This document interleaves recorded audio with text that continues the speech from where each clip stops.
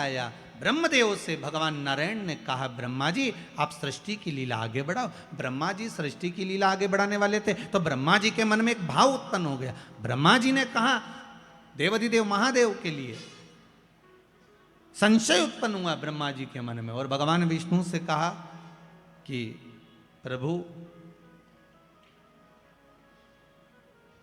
भगवान नारायण से कहा ब्रह्मा जी ने कि मैं आपका पुत्र हूं,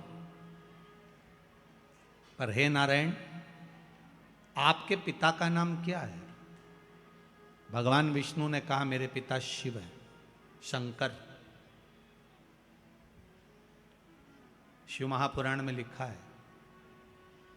लिंग पुराण के अंतर्गत वर्णन आता है, नर्मदा पुराण में वर्णन आता है, शंकर भगवान ने अपनी जंगा और हस्त कमल पर अमृत का छींटा दिया था।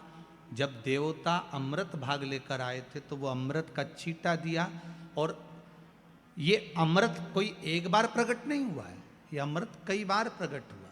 उस अमृत के छींटे से उतार कर एक पुरुष की उत्पत्ति हुई थी, वो भगवान विष्णु थे। ये शिव महापुराण में लिखा है। भगवान विष्णु ने अपने शरीर पर जल का सींचन करा था, चारों तरफ जल जल कर दिया था, उस पर आयन करने के कारण भगवान का नाम नारायण पड़ गया। ये शिव महापुराण कहते हैं। तो भगवान विष्णु ने कहा मेरे पिता शंकर, भगवान शिव। आपके पिता शंकर? हाँ। शिव कैसे हैं? भगवान विष्णु ने कहा ये सामने पर्वत है, अपन इसको घुमाते हैं, प्रकट करते हैं शंकर भगवान को। दोनों ने मिलकर जो पर्वत को घुमाना प्रारंभ करा, उसमें से एक लिंगायत आकृति प्रकट हो गई। जैसे ही लिंगायत आकृति प्रकट हुई भगवान शंकर के सामने, जैसे ही भगवान विष्णु के सामने लिंग प्रकट हुआ, लिंग प्रकट होते से ही भगवान शंकर ने कह दिया नारायण मैं सामने प्रकट हो गया हूं, मांगो तुम्हें क्या चाहिए। भगवान विष्णु कहते हैं मैंने मांगने के लिए आपको प्रकट नहीं करा, मैंने तो केवल आपको नमन करने के लिए ब्रह्मा जी को आपका स्वरूप दिखाना था कि मेरा पिता कैसा है, उसको बताना था, इसलिए प्रकट किया। अच्छा, हाँ।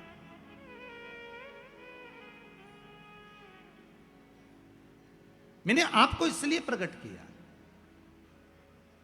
भगवान ब्रह्मा जी के मन में भाव उत्पन्न नहीं हुआ। भगवान ब्रह्मदेव ने कहा अगर ये शंकर भगवान का जो शिवलिंग है, भगवान का जो स्वरूप है, इनके चरण कहाँ है, इनका सिर कहाँ है? जिस शिवलिंग पर आप पानी चढ़ाते हो उसका चरण कहाँ पर है? ढूंढा कभी आपने? जिस शिवलिंग पर आप जल चढ़ाते हो उसका सिर कहाँ पर है? ढूंढा कभी आपने?